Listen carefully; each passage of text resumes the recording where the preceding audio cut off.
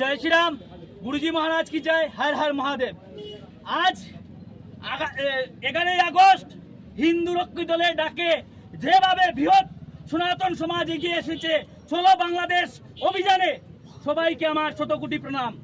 বাংলাদেশে যেভাবে মৌলবাদী জিহাদিরা হিন্দুদের উপর অত্যাচার করছে, মা বোনদেরকে দর্শন করছে, প্যান্ট খুলে দেখছে এরা হিন্দু কি মুসলমান, দেখে হিন্দুদেরকে হত্যা করছে, তারই প্রতিবাদে আজকে আমরা বাংলাদেশ চলে ডাক দিয়েছি। আজকে আমরা বাংলাদেশে যাব, গিয়ে বাংলাদেশকে পুনরায় ভারতের সঙ্গে মিশিয়ে দিব, যাতে অখণ্ড ভারতে পরিণত হয়। বাংলাদেশ ভারতের অংশ ছিল, এটা বললে চলবে না। অনেক মানুষ আছে আমাদেরকে বলেছেন বাংলাদেশ হয়েছে, কি হয়েছে, বাংলাদেশ নিয়ে প্রোটেস্ট করার কি প্রয়োজন।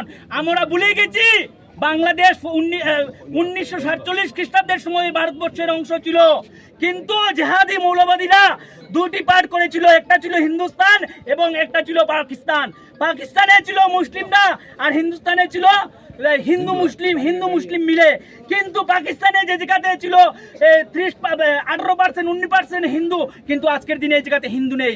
বাংলাদেশে দেখা যাচ্ছে আগে ছিল স্বাধীনতার সময় 23%, কিন্তু আজকের দিনে 8%। এইসব দেখে আমরা বয়ে কাচ্ছি যে আগামী দিনে আমাদের করিমগঞ্জে কি হবে। তাই আজকে আমরা এখান থেকে আওয়াজ দিচ্ছি সিলেটে, বাংলাদেশের তখন সরকার নেই, কুকুর ছাগল এগুলা সরকার চালাচ্ছে। এই দিকে হুঁশিয়ারি করে দিচ্ছি, তোমাদের আর বেশি দিন সময় নেই, আজকে আমরা বেশি ঘন্টা সময় নেই, আমরা আসছি তোমাদের বাংলাদেশকে মিশিয়ে ভারতের সাথে যুক্ত করার জন্য। জয় শ্রীরাম। গুরুজি মহারাজ কি জয়।